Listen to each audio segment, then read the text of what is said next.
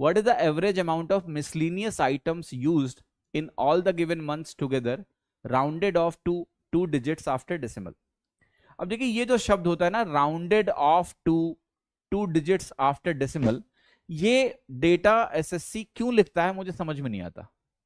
क्योंकि अगर आपको दशमलव के 2 अंक को राउंड ऑफ करके लिखना है तो आप ऐसे ऑप्शंस दो जहां पर शुरुआत की डिजिट सेम हो, तभी तो एस्पिरेंट अंत तक जाएगा, वरना क्यों जाएगा। जैसे यहाँ ऑप्शन देखो आप, 386, 356, 441, 466। जब तुमने ऑप्शन ऐसे दे रखे हैं तो मैं दशमलव के 2 अंक जाऊंगा क्यों? मैं तो शुरुआत के अंक निकाल के उत्तर लगा दूंगा।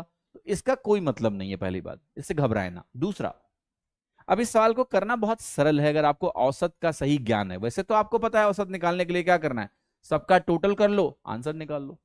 मैं नहीं करूंगा क्योंकि ऑप्शन मुझे दिख गया, वही आता है। कैसे?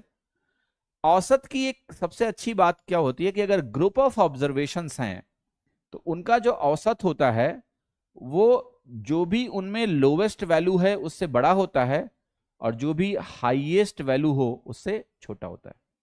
लोवेस्ट से बड़ा, हाईएस्ट से छोटा। ठीक, इसमें बताओ लोवेस्ट वैल्यू क्या है?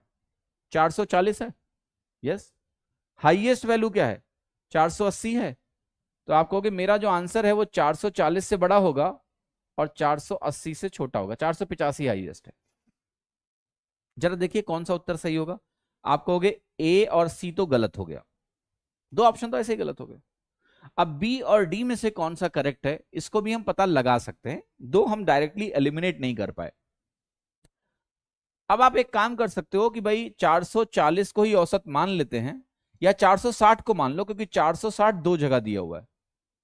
आप अगर 460 का औसत मानते हो तो और भी फायदा है, अगर पॉजिटिव डेविएशन आया तो डी होगा, नेगेटिव डेविएशन आया तो बी होगा। देखिएगा, मैंने कहा 460 माना तो ये डेविएशन 0, ये हमारा 25, ये हमारा -20, ये हमारा 0, ये हमारा +15, और ये कितना डेविएशन दे रहा है? +20। -20 +20 कैंसिल हो गए, नेट डेविएशन पॉजिटिव आया। और अगर नेट डेविएशन पॉजिटिव आया तो मेरा आंसर जुड़ के आएगा, यानी मेरा आंसर डी आएगा।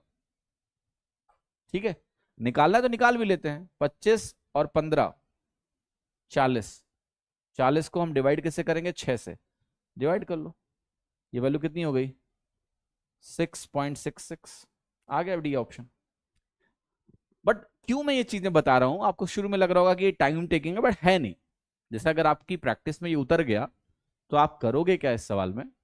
आप पहले तो 2 ऑप्शन एलिमिनेट करोगे, और किस्मत अगर अच्छी है, मान लिया कि 3 ऑप्शन 440 से छोटे हों, तब तो आपको सीधा आंसर मिल जाएगा। नहीं मिला तो हम क्या करेंगे? 460 चूंकि 2 जगह मौजूद है, हम डेविएशन अप्रोच लगाएंगे, 460 को अपना औसत मानेंगे, और हमें तुरंत दिख जाएगा कि सरप्लस है, 460 से पॉजिटिव है। थोड़ा सरप्लस है, दिख जाएगा भाई, 460 मानते ही आपको महसूस हो जाएगा, दिख जाएगा। एक नेगेटिव है, बाकी 2 पॉजिटिव सरप्लस है, नेट सरप्लस पॉजिटिव है। अंत तक कैलकुलेशन नहीं करनी पड़ेगी आपको। जैसे दिखा 460 से थोड़ा ज्यादा औसत है, डी है। तो कॉम्बिनेशन ऑफ थिंकिंग अगर आपकी डेवलप होती है प्रॉपर तो ये बड़ी सीमलेसली काम करती है। मतलब इट्स नॉट कि डिले होगा। हाँ, पर इसको सीखने में बेटा मेहनत करनी पड़ेगी, क्योंकि स्कूल्स में हमें ठीक से नहीं पढ़ाया गया, कभी इस तरह की सोच विकसित नहीं की गई, राइट। थोड़ा मेहनत है, अगर आप इस मेहनत को करने को तैयार हो तो आप देखोगे कि आप कई लेवल पे इंप्रूव कर जाओगे। कोशिश करो, वरना ट्रेडिशनल तरीका तो है ही है कि यार 460 को मानेंगे क्योंकि 2 जगह मौजूद है, डेविएशन लगाएंगे, सॉल्व कर लेंगे, कौन सी बहुत बड़ी बात है। तो वो तो है ही है आपके पास, बाकी अगर इंप्रूवमेंट हो जाए तो इससे अच्छी बात क्या है।